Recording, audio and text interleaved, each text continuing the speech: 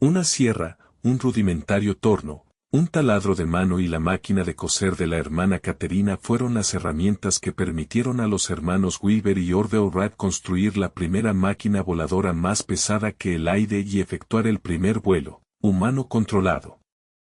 Era el 17 de diciembre de 1903, el día en que los hermanos Wright consiguieron sobrevolar la playa de Kitty Hawk en Carolina del Norte. El primer intento lo hizo Orville, quien voló durante 12 segundos a 3 metros de altura. La segunda prueba la hizo Wilbur, quien estuvo 59 segundos en el aire a una altura de 30 metros. El avión que en ese momento podíamos llamar, la máquina voladora bautizada como Flyer levantó vuelo con 28.3 kilogramos de peso por cada caballo desarrollado por el motor. Récord que no pudo ser igualado en los 50 años siguientes y aquí es donde yo me detengo, porque si bien los hermanos Wright llevaban mucho tiempo haciendo ensayos con cometas y estudiando el problema de la sustentación en el aire, pues no existían muchos tratados que hablaran de aquello en 1903. Y digo me detengo porque una vez resuelta la arquitectura que debía tener la máquina voladora, y me refiero al ancho y al largo de las alas y también del plano delantero con el cual la máquina voladora subía o bajaba, pero también gracias a su ingenio habían logrado controlar con el plano vertical la dirección del Flyer. Hasta ese momento en el mundo no se habían logrado avances tan significativos en el campo del vuelo, pues muy poca gente creía que eso fuera posible. Todo eso lo habían logrado Orville y Wilbur Wright durante más de 3 años haciendo ensayos con cometas de tamaño considerable y en las cuales en muchas de ellas se podían montar. Pero faltaba el último número de la ecuación y el cual creo que no se le ha dado la importancia. Ninguna diría yo, por eso quiero resaltar el nombre de Charles Taylor como una de las personas más olvidadas pero más geniales que hubo.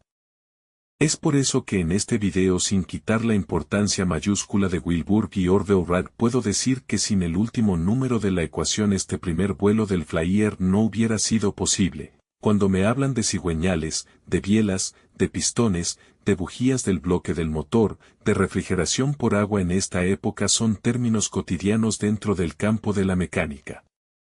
Pero en 1903 cuando los dos hermanos Wright se dieron cuenta que si no tenían cómo impulsar el Flyer, no lograban hacer volar la máquina. En 1903 no había nada parecido en los Estados Unidos. Los hermanos se dirigieron a su único empleado que tenían en la bicicletería y que ganaba 30 céntimos de dólar por hora y que era un excelente mecánico de bicicletas.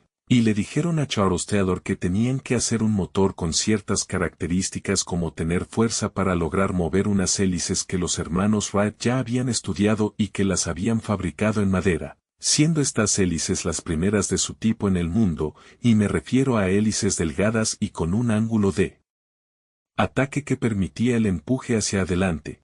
Fuera de que estas hélices tenían un diámetro considerable de aproximadamente 2 metros de largo eran accionadas por una cadena de bicicleta y un piñón también de bicicleta unido al eje de las hélices.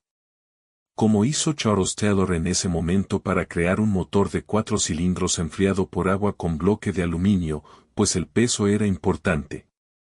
Esta es una de las coincidencias para que ese primer vuelo se efectuara. La otra coincidencia es que los hermanos Wright no tenían un taller de bicicletas sino una fábrica de bicicletas. Era pequeña pero allá construían los marcos y también los rines y lo más sorprendente es que esos rines eran hechos en madera, la misma que utilizaron para la estructura del Flyer no sé qué madera es. Pero tenía dos cualidades importantísimas: resistencia y flexibilidad que permitían que los rines de las bicicletas fueran seguros y que permitieron que la estructura del Flyer fuera segura. Además también la utilizaron para la construcción de las hélices y así aseguraron que no se fueran a romper en pleno vuelo. De la tela con que forraron la estructura para conformar las alas no hay una referencia exacta, pero lo que se movía por esa época en esas dimensiones eran las que utilizaban para construir las velas de los barcos que navegaban y muchos eran veleros especialmente dentro de la comunidad de los marinos dedicados a la pesca. Utilizaban un tipo de lona muy fuerte que le permitía a sus goletas navegar y soportar los fuertes vientos sin que se rompieran. La otra coincidencia para que este flyer fuera la primera máquina voladora más pesada que el aire es que ellos vivían cerca de unas playas que se conocen como Kerry Hawk, donde habían pequeñas dunas que les permitieron hacerlos ensayos con las cometas y que tenía vientos moderados que les sirvieron para hacer sus primeros vuelos. Todos estos elementos que yo llamo coincidencias fue lo que resolvió la ecuación para que la máquina flyer volara. Los hermanos Wright no solo crearon el primer avión sino que resolvieron la problemática del control en el aire de una máquina voladora. Me refiero al plano de sustentación del ala principal y a la necesidad de tener un plano vertical que hoy en día siguen teniendo los aviones y que llamamos cola. Cuando murió Albert Einstein, el médico que acudió a su deceso, a escondidas de su familia cogió el cerebro para ver qué tenía de distinto ese genio. Yo pensaría que también debían de haber cogido el cerebro de Wilbur y Orville Wright, pues de ser constructores de bicicletas a pensar que podían hacer la primera máquina voladora del mundo se necesita algo especial. Hoy en día los aviones mueven la economía mundial transportando y llevando muchas toneladas de peso y muchas toneladas y miles de personas diariamente, pero se nos olvida que los hermanos Weaver y Orville Wright resolvieron la ecuación del vuelo. Si a usted le gusta este video, déjame algún comentario, suscríbase al canal y dale like, yo se lo agradeceré mucho.